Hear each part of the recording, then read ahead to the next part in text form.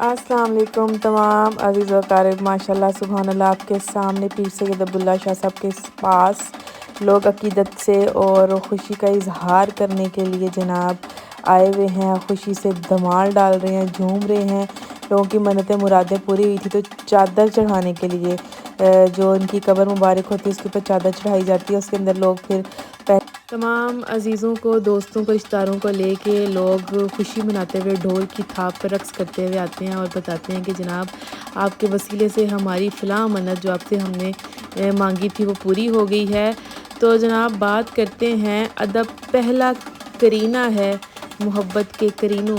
अगर आपने किसी से मोहब्बत करनी है तो पहले उसका अदब करें, यानी ज़ुबानी मोहब्बत करते जाएं और अदब व लिहाज उसको कोई ना हो।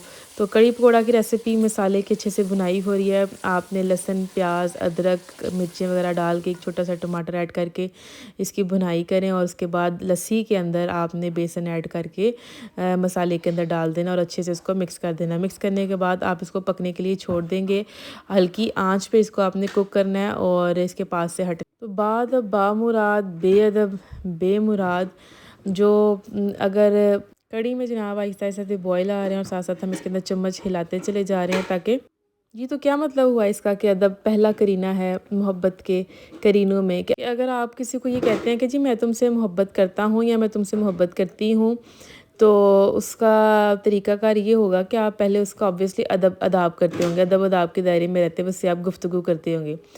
ये नहीं कि आप उसे एक तरफ ये कहते रहें कि जी हम आपसे बहुत मोहब्बत करते हैं लेकिन दूसरी तरफ जो है वो आप उसकी बेइज़्ज़ती भी साथ साथ करते रहें। तो ये बड़ी खूबसूरत बात थी छोटे से लाइंस में कि अदब पहला करीना है मोहब्बत के करीनों में। पकोड़े जनाब फ्राई हो रहे हैं आपके सामने खूबसूरत से हसीन से। तो कड़ी का सेकंड स्टेप यही होता है कि जब आप एक दफ़ा उसका मिक्सचर बना लेते हैं तो दूसरी तरफ आपने क्रिस्पी से पकोड़े फ्राई करने होते हैं। पकोड़ों के अंदर आपको पहले भी कई वीडियो से बताया अगर आप मूली के पत्ते थोड़े छोटे छोटे ऐड कर लें तो बड़ा अच्छा टेस्ट आ जाता है, लेकिन मेरे पास नहीं थे तो मैंने इसके अंदर हरा धनिया और थोड़ी सी पालक ऐड की थी और इसके अंदर प्याज ऐड करके थोड़ी देर इसको छोड़ दिया था इसके मिक्सचर को और उसके बाद फिर मैंने इसके पकोड़े फ्राई करना स्टार्ट कर दी थी। इनकी शक्ल आपको बता रही होगी कि किस कदर पकोड़े क्रिस्पी और ख़ूबसूरत बने थे। तो एक ड्रामा देख रही थी मैं आजकल जिसका नाम है कबूल नहीं मुझे कबूल नहीं। उसके अंदर ये इस तरह की स्टोरी है कि उसका हामिद जो कहता है बज़ाहिर कि जी मैं तुमसे बड़ा मोहब्बत करता हूँ, ये है वो है, बाकियों को भी कहता रहता है, रिश्तेदारों को भी, घर वालों को भी। लेकिन ज़रा सी कोई गड़बड़ होती है या उससे बेचारी से कुछ हो जाता है बच्ची से, लड़की से, तो वो उसको जनाब मार मार के उसका जो है ना वो हशर नशर कर देता है। तो मारना भी क्या और बेइज्जती भी करता है बुरे बुरे तरीके से उसकी। तो इसी तरह मियाँ बीवी के रिश्ते के अलावा भी और जो मुख्तलिफ रिश्ते आपके साथ हैं उनके अंदर भी अगर आप किसी को ये कहते हैं कि नहीं जी हमें तो आपसे बहुत मोहब्बत है, तो पहली चीज़ ये होती है कि आप उन्हें उसका अदब करना होता है। पहले स्टेप पे पाँव रखना आपको पड़ता है। ये नहीं कि आप एंड वाले पॉइंट पे पहले पहुंच के अनाउंसमेंट शुरू कर दें जी हमें आपसे मोहब्बत है। तो इजहार मोहब्बत और इस चीज़ को प्रूफ करने जनाब पकौड़े बनने के बाद हम अब एक एक करके इसमें आहिस्ता आहिस्ता से 1 बाय 1 जो है वो ऐड कर रहे हैं क्रिस्पी से पकौड़े। हमें अंडरस्टैंड करना चाहिए इस चीज़ को। ज़ाहिर है इंसान है, कई दफ़ा आपके मूड्स उस तरह से नहीं होते तो आप अगले बंदे की बर्दाश्त नहीं कर पाते, बात सह नहीं पाते। तो इन दैट सिचुएशन भी जो है ना वो सब्र की ही तलकीन की गई है, कि खामोशी की ही तलकीन की गई है, सबक पढ़ाया गया है ताकि आप अदब अदाब के दायरे में रहें। लेकिन अगर आप कहते हैं ना कि अगर आपने किसी इंसान की शिनाख्त करनी है तो आप उसको गुस्से की हालत में देखें, वो देखें कि आप दूसरों को गुस्से में कैसे डील करता है या आपको गुस्से में कैसे डील करता है। अब हमने इस पॉइंट पे सारे पकोड़े अच्छे से कड़ी के अंदर ऐड कर लिए थे। अच्छा जी, ये आप पे है कि अगर आप कड़ी ज़्यादा थोड़ा सा पतली खाना पसंद करते हैं तो आप पतली रख लें, थोड़ी गाढ़ा पसंद करते हैं तो गाढ़ी रख। अब जनाब लास्ट स्टेप की बारी है जिसके अंदर आपने तड़का तैयार करना होता है। तड़के के अंदर आप सिर्फ ज़ीरा ऐड करते हैं, चाहे तो खुश्क धनिया भी ऐड कर सकते हैं। ज़ीरा कड़ी पत्ता ऐड किया मैंने, उसको थोड़ा सा हमने फ्राई किया और एक जो होती है ना गोल मिर्च वो ऐड की। ज़्यादा डालें तो ज़रा स्पाइसी ज़्यादा हो जाता है। अब इसके ऊपर से हम गर्मा गर्म तड़का जो है वो लगा दिया है। कड़ी पत्ता भी आपके सामने है और ये शायद कड़ी पत्ते इसी कड़ी से मंसूब किए गए हैं, इसी वजह इसका नाम शायद कड़ी पत्ता है।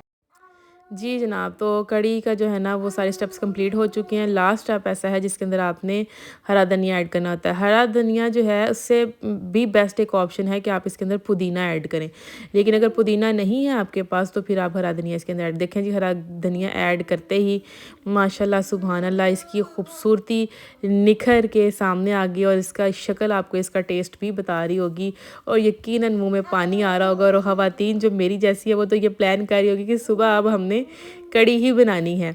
तो बहरहाल जनाब कड़ी आप खाएं, इसकी ऑप्शंस आपके पास हैं। इट्स अप टू यू कि आप रोटी गर्मा गर्म साथ खाना पसंद करते हैं या फिर आप जो है वो साथ सफ़ेद चावल बॉइल्ड खाना इसके साथ पसंद करते हैं। बॉइल्ड चावलों के साथ ही ये बेसिकली खाई जाती है।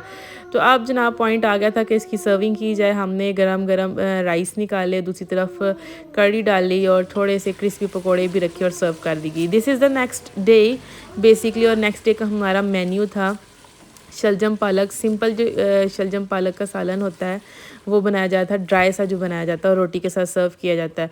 मसाला भूनने के बाद शलजम ऐड किए और ऐड करने के बाद इसकी अच्छी सी बुनाई की जाती है हल्की आंच पे। दूसरी तरफ मैंने शकरकंदी जो है वो स्टीम होने के लिए, उबलने के लिए, बॉयल होने के लिए छोड़ दी हुई थी।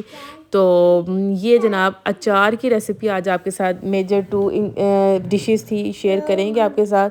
तो ये एक मूली होती है, पंजाबी में इसको जनाब जड़ें कहा जाता है। तो आप इसको चाहें तो बॉयल कर सकते हैं, लेकिन कुछ लोग विदाउट बॉयल किए भी इसके पत्ते उतार के इसको कट करके जो है वो इस्तेमाल कर लेते हैं अचार में। तो जनाब दिस इज़ द पॉइंट कि शलजम अच्छे से भुन चुके थे। अब मैंने थोड़ी सी पालक थी मुट्ठी भर जिसको कटिंग करके अच्छे से वॉश करके इसके अंदर चूँकि मिट्टी बहुत होती है तो खुले बर्तन में डाल के इसको अच्छे से भिगो के बार बार टोकरी में डाल डाल के छाना जाता है, साफ़ किया जाता है ताकि इसके अंदर जो मिट्टी है पंजाबी के अंदर जड़ी किर के और दंदा थले ना रिड़ के।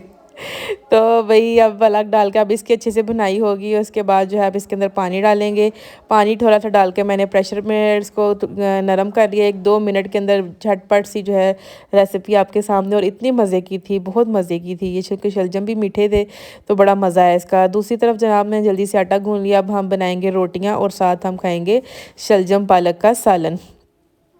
चैनल को ज़रूर जी सब्सक्राइब कीजिएगा। प्रीवियस वीडियोस मेरी कुछ बहुत मज़े की हैं, आप उसको ज़रूर देखें। 1-2 वीडियो है जो आप लोगों ने बहुत पसंद की है।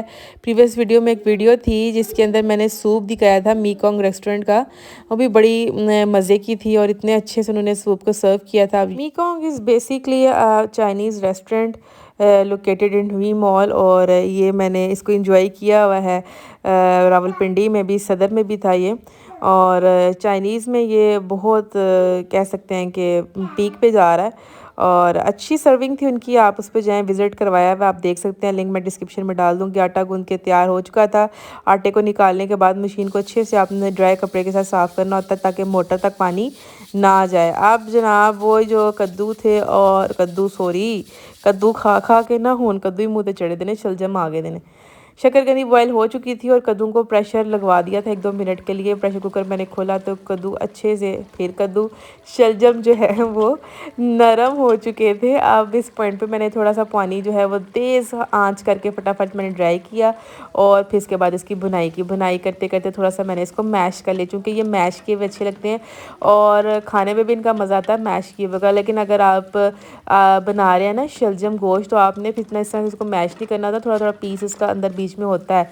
शोरबे वाला जो चावलों के साथ इस्तेमाल करते हैं उसका एक अलग टेस्ट होता है। कुछ होता है बिल्कुल मैश कर देते हैं और मीट भी बीच में होता है, वो फिर रोटी के साथ अच्छा लगता है। ठीक है, चावलों के लिए आपको चाहिए कि थोड़ा सा शोरबा हो, मोटे मोटे इसके पीस हों बीच में, लेकिन नरम हुए हुए हों और साथ में गोश्त की 1-2 बोटी हो तो वो फिर अच्छी लगती है चावलों के साथ, उसका मज़ा आता है। तो जनाब देखें खूबसूरत सी रोटियां माशाल्लाह सुभान अल्लाह आपके सामने पक पक के तैयार हो रही हैं, गोल्डन फूल इनके ऊपर आ रहे हैं।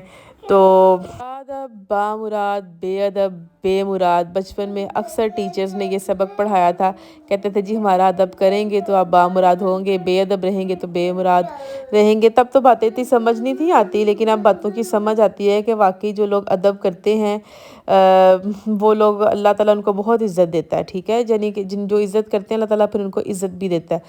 जिन लोगों की ज़रा सख्त ट्रेनिंग करते हैं ना माँ बाप, यानी कि सख्ती के साथ अदब व आदाब सिखाते हैं या हर मामले में थोड़ा सख्ती करते हैं, यानी उनको सख्ती सहने की आदत डालने की कोशिश करते हैं और वो हकीकत में फिर सख्ती सहने की आदत हो जाते हैं, तल्ख बातें सुनने की आदत उनको हो जाती है। तो एक एक बड़ा उसका बेनिफिट होता है कि आप दुनिया की सख्तियाँ सहने के आदी हो जाते हैं और ज़िंदगी आसान हो जाती है। जड़ों को बॉयल किया गया और गाजर को इसी शेप में कटिंग करके, हरी मिर्चों को जो है वो अच्छे से वॉश करके, सारी चीज़ों को हमने सिर्फ वो जो मूली थी ना, जड़ें, उनको बॉयल किया था, बाकी चीज़ों को नहीं किया। उनको धो धा के हमने जस्ट मिक्स किया है नमक और हल्दी लगा के।